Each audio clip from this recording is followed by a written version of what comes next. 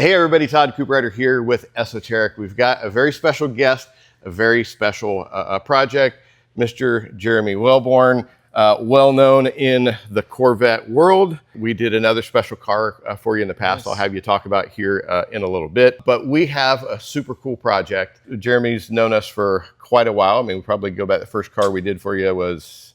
It's 2016, 10 years ago? Was it that? Man. Yeah. Time flies. 2017. I think I had a little bit darker hair back then. I probably had more. Yeah, I can see that. We have a very special, he's staying with the Corvette thing, as you can see, from his outfit here. We're staying with the Corvette theme, super special. But before we get into the details, we're going to do a little bit of a unveiling. First time I've seen it. He has not seen this yet. I've teased him with photos over the past week. He lives out in Oklahoma, so he just flew in a little bit ago. Has not seen this yet. I want to be able to capture the look in his eyes when he sees it, because I know this project has been going on for a long time. So if we can have a couple of you come in and pull back the curtains here.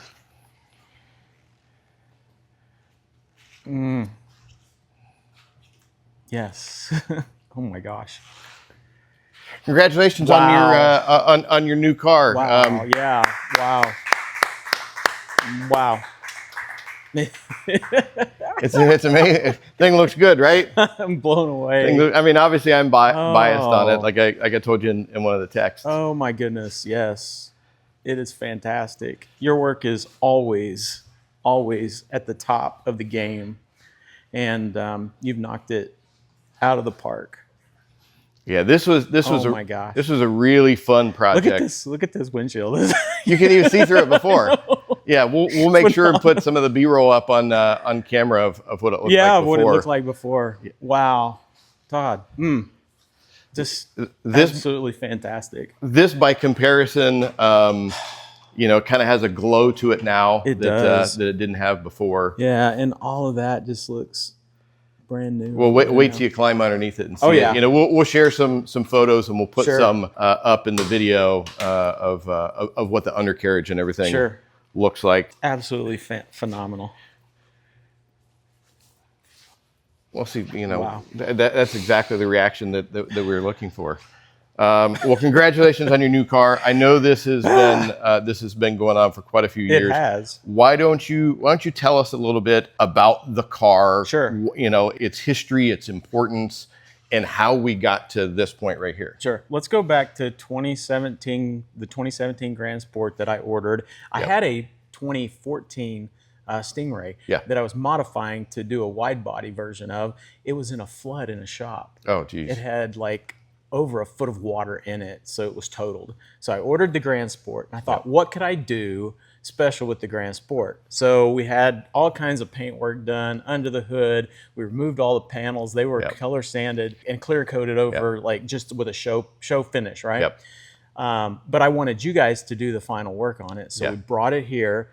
That car had all kinds of references to the original Grand Sport, and this particular car represents the very first 1963 Grand Sport. Okay. VIN number 001. Okay.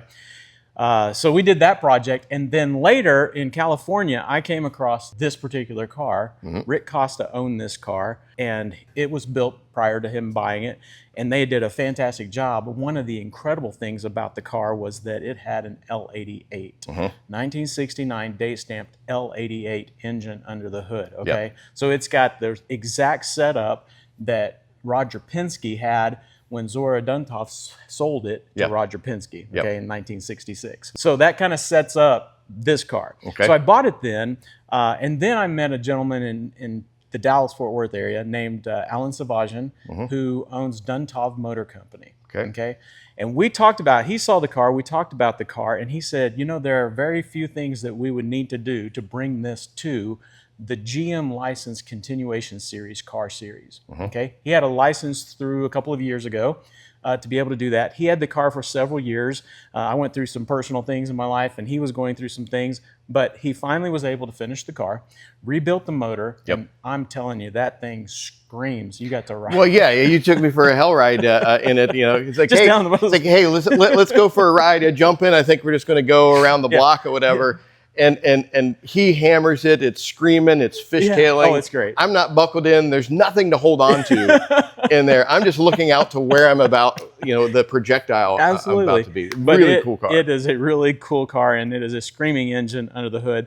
So he had his engine builder rebuild that. And then he redid the interior, so different seats, the actual seats that would have been in the car at that point when it was being raced originally. Yeah. And then some other modifications, for instance, like the aluminum door hinges were added at that point. Yeah. Okay, so he took it to that spec of Grand Sport history that it would represent that very first Grand Sport 001. Now, when those first 5 Grand Sports were built, Zora Duntov was kind of bucking GM's philosophy of not being involved in racing. The AMA said, we're not going to be involved in racing. But he kind of had some of Chevrolet's blessing on it, but not GM's. So he built 5. He wanted to build 125 production race cars so that they could race in the production class, okay? Well, he got those 5 built. GM said, stop building those and crush them. No way. Crush them, okay? So he sold the first 3 or 3 of the cars to private race teams, basically, and then held 2 back, okay? So he had serial number 1 and serial number 2 remaining. He had taken them from coupes down to this roadster for wind resistance purposes, right? And so he eventually, in 1966, sold them to Roger Penske, those 2 cars. Penske kept this car and raced this car at Sebring in 1966. And so that's what this car represents. Now, when Alan was able to make it a GM licensed continuation series car, it is a 1963 Grand Sport. It is serial number 008. Okay. He had saved low numbers for some very special cars, and he was able to give me serial number 8. Yeah. So that's what this car is. Yeah, fantastic. Well, you just told a little bit of the story that I was wondering with the inspection sticker on the windshield there, which is super, super cool. We'll have to put that up on the video for people to look at. Definitely. But I mean, such a history to it, and you and I have been Corvette fans for a long, long time. Right. And I thought it was super cool that we got to work on your car years ago that was kind of, it was a tribute to this car, and then now work on this car, which is fantastic. It's been an incredible project for us and an opportunity. Anytime we get a chance to do something historical like this, we kind of new name for this service is Esoteric Heritage Works. Good. Because we're going in and we're taking something and bringing it back as close to new as possible. Some cases better than new. It's a very time consuming process. And with this one, what we did, we started off by doing dry ice cleaning on everything on the undercarriage, suspension, engine, get everything look it looks like it's brand new underneath there, which is fantastic. And most of these older collectible cars really need something like that just to reset it. Absolutely. Just to reset it. Absolutely. Time does funny things even on some of these cars that don't get driven much. Then we went in and did what I would call a restorative level paint correction on it. Anytime you get a car that's been restored or whatever, you're going to find sanding marks. You're going to find issues here and there, which we did. Some areas that looked like it had burnt edges, but it would just turned out to be a compound that hardened like concrete in some areas, which was great to see. We were able to bring it back to a high level.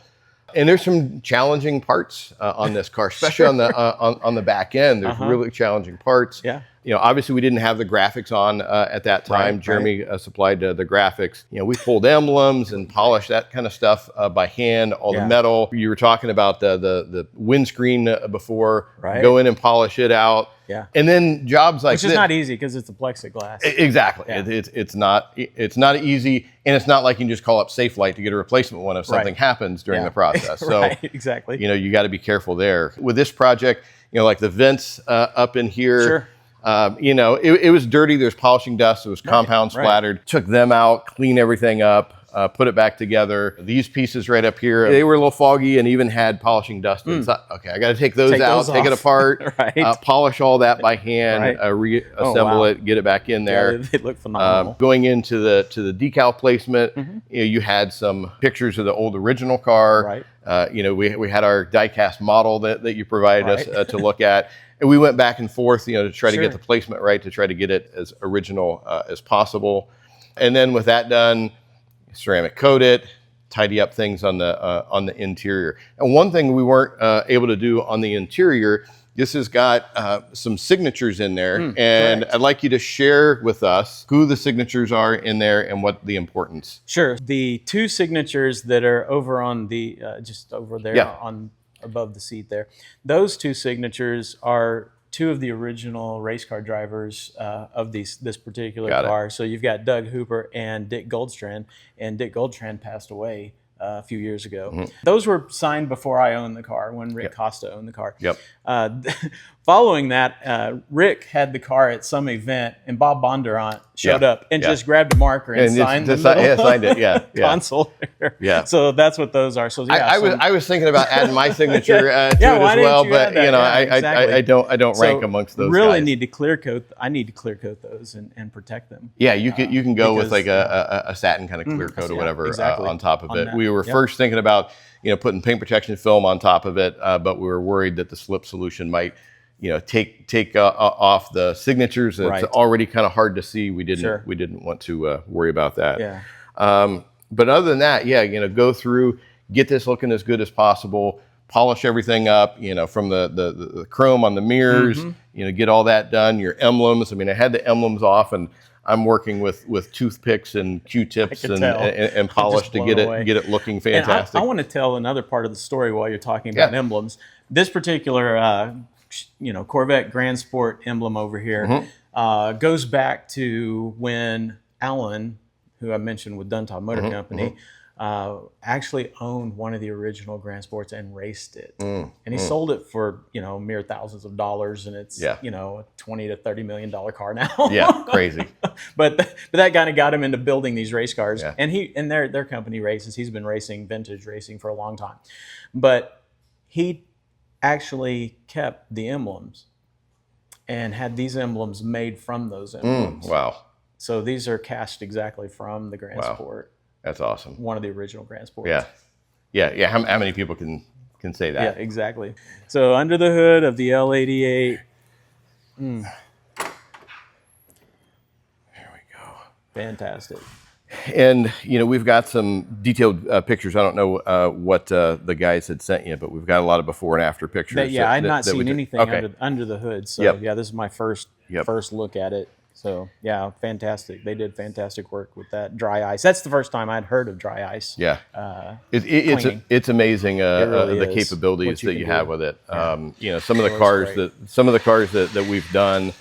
Some of it's going to be lighter stuff. Some of it is full on, like this one. I think it was 15 hours worth of dry ice cleaning that went into this. Wow. But it's just great for completely resetting everything on the car, engine compartment, suspension, brakes, undercarriage. Right. We'll put some pictures up of what it looks like afterwards. It looks like a brand new car. Yeah, and it had sat in the shop for quite a while, so it was pretty dirty and dusty, and a lot of work needed to be done to detail it to this level, and it's fantastic. All of it. Yep, good. We're All glad. of it. Fantastic. Glad you're happy with that. The only thing that we really didn't do, I tried a few different things on the exhaust. Yes, on the exhaust. And nothing wanted to really remove it. Right. And then I had a couple where it's like, okay, I'm seeing yellow on my rag. I don't want to do that. Yeah. So after trying a few things, I put a stop on that. Sure. Your wheels here, there's a few of them. There's a little, a little stain here and there. Sure. But to get to that level, you got to go in and like polish it, and then you turn out with a chrome looking deal, and that's not the originality. So we did a basic cleanup on them. Sure. The back sides of the wheels, they got completely dry ice clean, so all that stuff is really fresh, completely cleaned out. That's great. Looks good. I'm super happy with the results, and hopefully you're I am too. you're as well. 100%. So yeah, that's fantastic. It is fantastic. Good stuff. Thank you. Yep. Thanks for all the work you put into Yeah, it. absolutely. Personally, Yep. I just appreciate that so much. Yeah, well, I was laid up in bed for about 3 days after working on this. I pat you on the shoulder, but that might hurt. Yeah. As you get a little bit older, body parts stop working. Which is why I kind of save what I do for the really special projects like these. Thanks for all the work you did. Yep. Yeah, it was it was fun, and I sincerely really happy to be able to be part of the history of this. Incredible history. Yeah, this car, we were talking internally, said this car looks more like a Hot Wheels car than anything else we've seen. I mean, the proportions and stuff of it, it's a super cool looking vehicle. These are a little smaller than the production Corvettes during that time. Did you know that? No, wow. They built them at 7/8 scale. Okay. They were cheating a little bit. Yeah. They could get away with 7/8, and at that time, pretty much paper thin fiberglass to get the weight as low as they got it. Yeah. It was under 2,000 pounds. That particular engine was rated and publicized to put out 430 horsepower. Yeah, it makes over 550 horsepower. Yeah. They undersold it so that people wouldn't just check that box. Right. There's some interesting history about the L88. Well, I mean, just on the short drive you took me on it, Right. I did the math really quickly on the kind of horsepower it's putting out. You take those massive fat tires, and we were just doing one of these numbers down the street. There's some horsepower. There's some power. Yep. It's a lot of fun. Yeah, it's just such a cool car. So this is going to go to the Racer Reunion in Carlisle at Corvettes at Carlisle for the next few days. There'll be demos of the car. We'll get to take them out and do a little parade demo and things like that. And so people are going to get to see the car, hear the car, experience the car. Yep. It's going to blow people away. Tell them. Here's one of the first things you need to tell them when you do that. It's like this door handle has two purposes. One, opening the door. 2, closing the door. You don't put your hand on the paint when you're closing this. That's right. If this guy is going to be nice enough to give somebody a ride, hey, you touch. I open the door for them and I shut the door for them. That's how I usually do that. That's perfect because tell them they'll have to answer to us. There you go. I'll take fingerprints and stuff off of it. I'll be able to track down the person that actually had their hands on the paint. One of the biggest things from car shows. It's awful. Do not touch the paint. Do not touch the cars. Everybody looks at it and says, "Oh, it's so pretty. I just want to run my fingers down it." And that's absolutely not. And this paint is on the softer side, which means marring and stuff comes a little bit easier. Yeah. And what people don't realize is you can just kind of run your hand across it, and you've got marks and leave marks. The only way you're going to fix is by polishing it out. People, it's not scratching it because they're thinking a scratch like if you took a screwdriver. Right. But no, all that handling and stuff of the car over time, it just kind of dulls up the finish. Well, good. I mean, we're looking forward to helping you get this loaded up. Looking forward to hearing about your report back from the show, the kind of response and stuff that you had in it. Just tell people. Call Esoteric. Absolutely. They'll get you. Absolutely. You feel bad your car doesn't look as good as mine? Yeah, that's right. Call Esoteric. Let them work on it. Get you taken care of. Absolutely. And you guys ship cars in from all over the country. And we have for... You can do that. Yep. They don't have to physically bring the car. They can ship it here and we'll take care of it. We've been doing that for 15 years. Exactly. We're used to that whole process. But I like coming out here. This is a lot in. Yeah, well, car guy coming in. That's right. You got see all the other cars that you guys are working on. Yeah. It's always a phenomenal experience. Yep. I want to hear about people's reactions when they see this. There will be a lot of people that will think this is that original chassis one. Yeah. To be honest, a lot of people will. Just say, oh yeah, it is. We just did a little restoration, waxed it. Yeah, we just waxed it. Put some wax on it, and it's good to go. Exactly. These are one of those projects that you can have a checklist of stuff that you want to do, but you're going to keep finding more stuff, and you're finding more stuff, and finding more stuff. That's why we want to have these cars for a period of time. If I had had another week with it, I probably could have found other things that I could have done.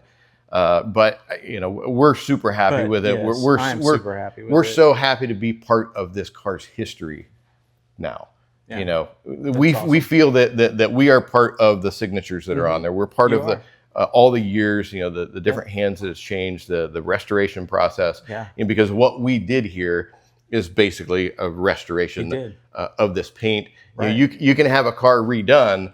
I haven't found a car that's been redone that we couldn't significantly make absolutely. better. We're the finishers when it comes to come to this. But everybody here at Esoteric, thankful for the long-term relationship that we've had and these special cars and projects that you've been bringing to us.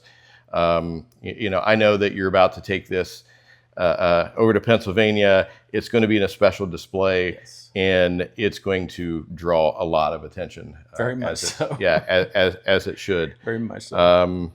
But yeah, I mean, we wanted to thank you for all these years. Giving thank you for your work, because that's why I keep coming back here. From Oklahoma. Bringing my cars and. You got probably a couple places in between those two spots that could work on it, but we just go about these kind of projects. The tallest, thank you of all the work that I've seen done anywhere. So definitely appreciate that. Very, very good. Well, hopefully you all got a good feel into what this car is, what makes it so special, the historical significance of it, the kind of work that we do to bring it to this level. The last time Jeremy saw it was about 3 weeks ago. And to come back and see the look on your face when we pull the cover off, it's like, wow, this is a different car than when you dropped it off. So here at Esoteric, we work on everything. Doesn't matter whether you've got MX-5 Miata, we just did a video on that yesterday, all the way up to something really special like this, daily drivers. We do a little bit of everything. This showcases that highest level of the kind of work that we do. So get in touch with us, esotericdetail.com. Let us walk through a project like we do with Jeremy, and we'll get you taken care of. For Jeremy Welbourne, thank you so much. I'm Todd Cooprider with Esoteric. We appreciate you hanging out here with us on the Esoteric channel. Thanks, and we look forward to seeing you in our next video.